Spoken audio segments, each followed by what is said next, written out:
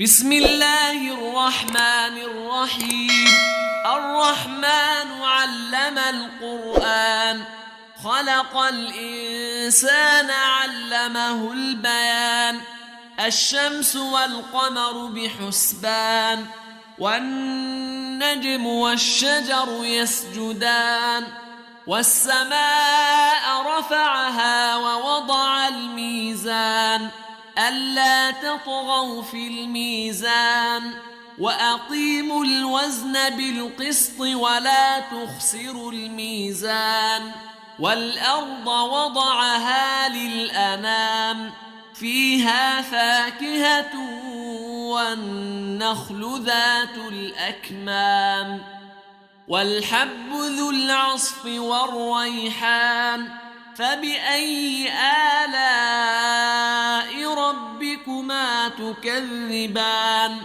خلق الإنسان من صلصال كالفخار، وخلق الجان من مارج من نار. فبأي آلاء ربكما تكذبان؟ رب المشرقين ورب المغربين. فبأي آلاء ربكما تكذبان؟ مرج البحرين يلتقيان، بينهما برزخ لا يبغيان. فبأي آلاء ربكما تكذبان؟ يخرج منهما اللؤلؤ والمرجان. فبأي آلاء ربكما تكذبان؟ وله الجوار المنشآت في البحر كالأعلام. فبأي آلاء ربكما تكذبان؟ كل من عليها فان، ويبقى وجه ربك ذو الجلال والإكرام. فبأي آلاء ربكما تكذبان؟ يسأله من في السماوات والأرض كل يوم هو في شأن.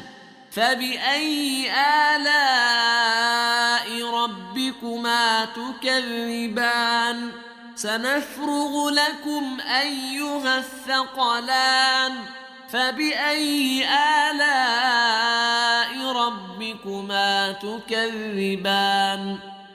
يا معشر الجن والإنس إن استطعتم أن تنفذوا من أقطار السماوات والأرض فانفذوا، لا تنفذون إلا بسلطان.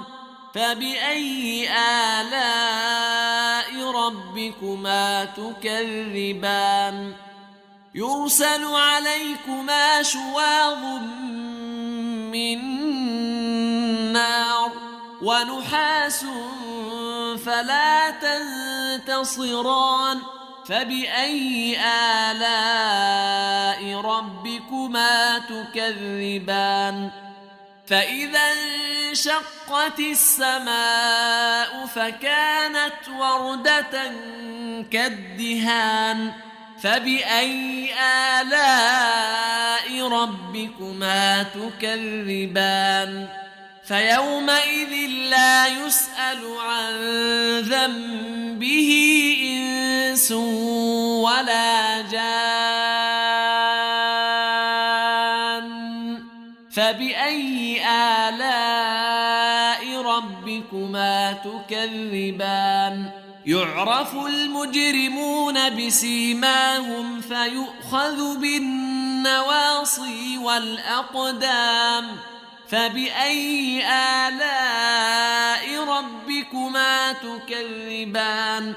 هذه جهنم التي يكذب بها المجرمون، يطوفون بينها وبين حميم آن فبأي آلاء ربكما تكذبان ولمن خاف مقام ربه جنتان فبأي آلاء ربكما تكذبان